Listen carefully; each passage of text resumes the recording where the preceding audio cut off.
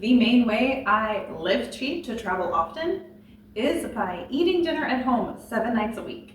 We have a really low food budget, and cooking at home, eating at home, avoiding the drive-thru, avoiding restaurants is the #1 way we keep that food budget so low.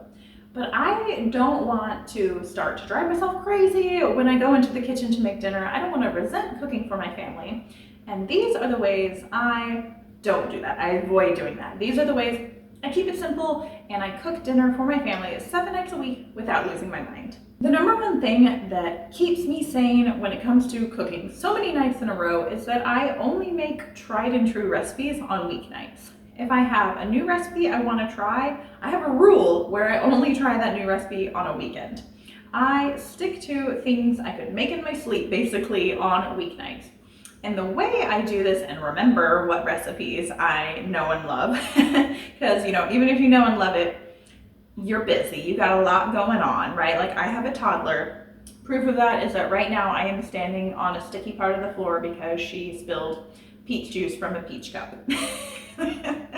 So, I got a lot going on. I don't always even remember the recipes I know how to make well and love to eat.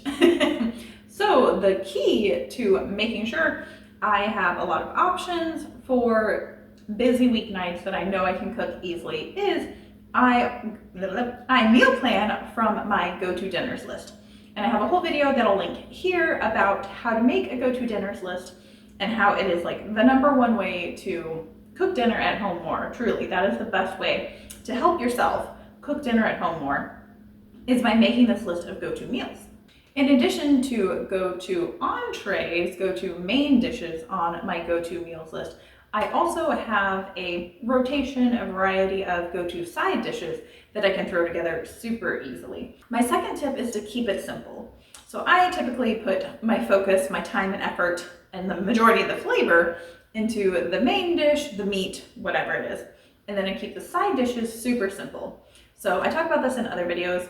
I do frozen vegetables pretty much every night, but they aren't mushy and flavorless because I roast them from frozen. And roasting things, Rachel Ray, I'm referencing Food Network a lot in this video. Rachel Ray says color is flavor, and she's right. So when you roast something, it gets color on it, it gets a little char, a little crisp, and it's delicious. So roasting veggies from frozen is super simple, super easy. The veggies don't go bad. They stay in your freezer, and yeah, it's tasty also. So keeping a super simple sides is definitely one of the top ways I get dinner on the table 7 nights a week. And sometimes this is something as simple as I just throw the main dish over some rice, some quinoa, some pasta, something like that, and I'll just double the sauce so it flavors that also. So finding the ways to keep it super simple by keeping your side dishes super easy, pretty much hands off. I use my rice cooker probably every other night. Not just for rice though, it'll cook other things too. Like quinoa can be cooked in there. I haven't tried pasta, but I've heard it's possible.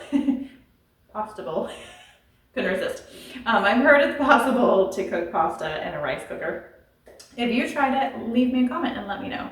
But yeah, keeping your side dishes super simple and easy, and just pairing that with the main dishes you can cook really easily will help you not throw in the towel and be like, nope, we're just picking up takeout tonight. Lastly, honestly, actually, this is probably the #1 way we eat dinner at home every night. So I'll say I cook dinner 7 nights a week, but that's not necessarily true. Some weeks I do. Some weeks I really do make something from scratch. I use raw meat. Sounds really gross, I don't know why. I use raw meat, raw veggies, I prep them and cook them all from scratch 7 nights a week. Some weeks that happens. Most weeks, however, I rely on my backup meals. I have a whole video about that also that I'll link here. But backup dinners, or emergency dinners, I call them that also. These are the dinners you keep on hand for emergencies. When you are like, I'm not cooking tonight, it is just not happening. Okay, that's fine. Go grab something in your freezer. Again, in that video, I have a lot of ideas, but this can be something like frozen pizza, frozen pasta, a big can of tomato soup in your pantry, something like that you can quickly and easily throw together where you're like, okay, I can avoid the Chick-fil-A drive-thru because I know I have this super easy backup meal on hand where I don't have to cook the dinner I thought I was going to cook tonight and I just don't feel like it, so I'm not going to. But I also don't need to go grab food out somewhere and spend 3 times as much money. I can cook this backup dinner. Honestly, that probably is my #1 tip if you want to eat dinner at home more. Keep backup dinners on hand, and yeah, be sure to go check out that other video.